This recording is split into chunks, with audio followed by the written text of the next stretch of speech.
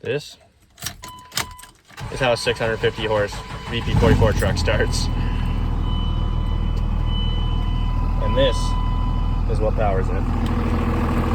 So, I've had a lot of questions about this truck.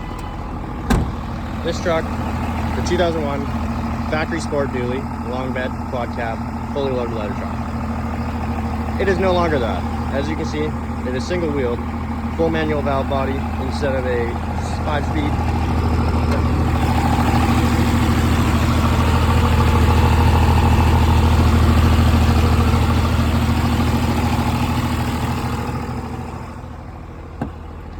And one heck of a turbo setup.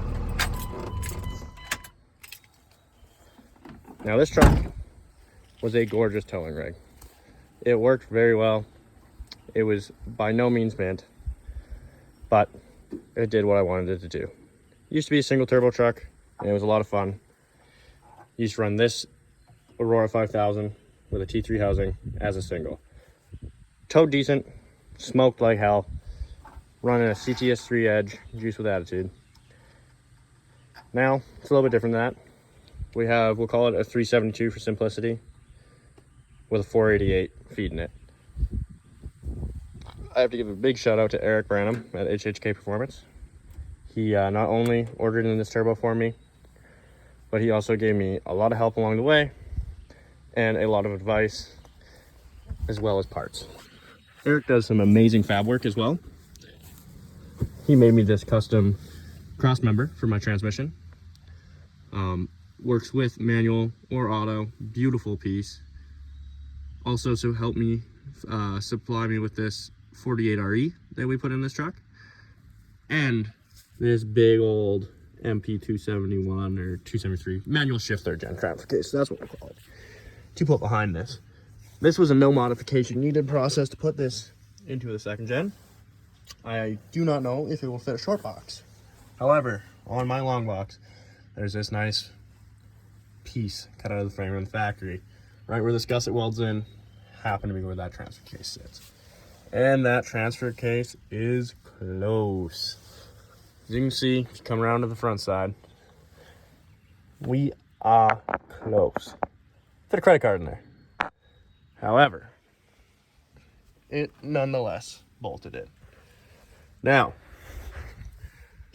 also, hook up from Mr. Eric is this the Driveline Guy drive shaft. Absolutely zero complaints. I've had a couple drive shafts in this truck, and this one has been the best. Still stock Dana 80 and a stock Dana 60. Am looking for a locker and 355 gears, as this truck suffers from having 410s. And an open diff at the moment. Factory spec sheet says it has a locker, but I think it's worn out, and I don't know if it's a rebuildable one. And since I'm changing gears anyways, I would love a Detroit or an ARB locker. As for fuel, since we're under here, we got a fast 165 and a sump. As you can see, there's no lines coming off this sump kit to come up to my fast. That is because I actually have the old fast style sump, and I have a draw straw that drops down into this sump all the way to the bottom. I have no problems running this in completely bone dry, probably more dry than factory, which I don't do because it is terrifying. And then I ran up and through the draw straw. As for the motor in this thing, completely stock bottom end. The only thing that is done in the bottom end is the cam in the block has been changed to a 188 220 Colt cam. And the water pump's been trimmed, as I was running into some pressurization issues, and it was not a head gasket at that time. Currently, if you have a good eye, you can see some liquid and a very full overflow. I did blow the head gasket up, just doing a pretty nasty little burnout, hypothetically. Mostly probably due to these 425s. Definitely needed to upgrade a while ago. Just kept pushing it, seeing how far I could go, and now it needs a set of 625s. These studs work for a very long time. They've been in here for multiple years, and so has this Cometics MLS gasket. As for air, you got your typical run-of-the-mill intake horn, still running factory charge pipes. You got Mishimoto boots, Mishimoto intercooler, being fed by all these turbos. As for cooling, we got the big Mishimoto transcooler, stock replacement. With this intercooler, you do have to cut your sport bumper. It is sad. It's not very noticeable. Guarantee you most people wouldn't even realize. Also have this Mishimoto radiator. I have no complaints, never overheated, nothing. That thing keeps it cool. I had a factory radiator in there, did okay, but you'd be going down the road, do a hard pull, and you'd watch the gauge just tick up and then come back down. This thing does not move at all. I was so impressed with it. You can do nasty pulls, burnouts, hold it at a standstill doing burnouts, and it won't get hot. As for turbo sizing, this 488 has a 1.32 AR T6 flange on it. That one, 0.84, I believe, T3 on the turbine side. Turbos do okay. More close to a common rail setup than you would expect to see on a vp44, minus that turbine being pretty tight. But that was just to hope it spooled a little bit better, which it does. It doesn't do terrible. As for fuel, we got a set of 6x16s built by Eric, put in this truck, and I also have an industrial injection Dragonflow pump. This setup is rowdy. I had some problems before with smoke control, but I contacted TJ Frey out of the States, does amazing tuning for these Quadzillas, said him what I had done, and over Facebook Messenger was able to create me a file, send it to me, sent him some money. He does them for a very, very reasonable price. Threw the file in. Thing still smokes because it's an old truck, but it cleans up as soon as it's in boost, and it gets into boost 10 times faster than it did before.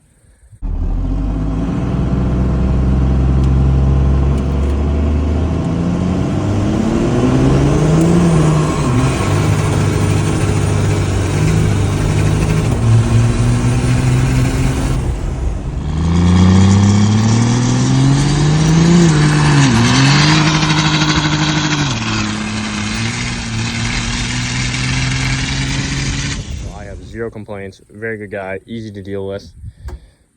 Hoping to get some spray on this to make it spool a little bit faster. As for the shifter setup, this is just your typical Outlaw shifter. I believe it was for a 727. I have my lockup and my overdrive switches just right on the side here, nice and easy. Going through the gears, I can just hit my lockup and then slide up and then hit my overdrive. Makes it super simple to drive, easy to remember. Probably put some stickers on there because I will eventually mess that up, like anything. As for body, very factory truck. Not a single panel has not been replaced. Factory taillights have been engraved when we were bored one night. Definitely not what's going to be kept in it, but they work for now. Just a set of 4th gen stocks on it. We'll be getting some stickier tires because I do want to track this truck, and traction bars because this thing wheel hops very bad. These are going to get sent out to be blasted and powder coated, and I'm also looking to get some solid bushings made for them.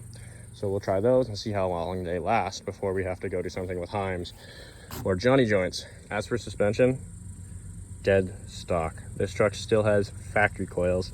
Not saying it rides great. It's got decent shocks in it. Someone put in some time ago. And the rear, it is still stock height. So when you see this thing, it still leans forwards like a grandpa truck.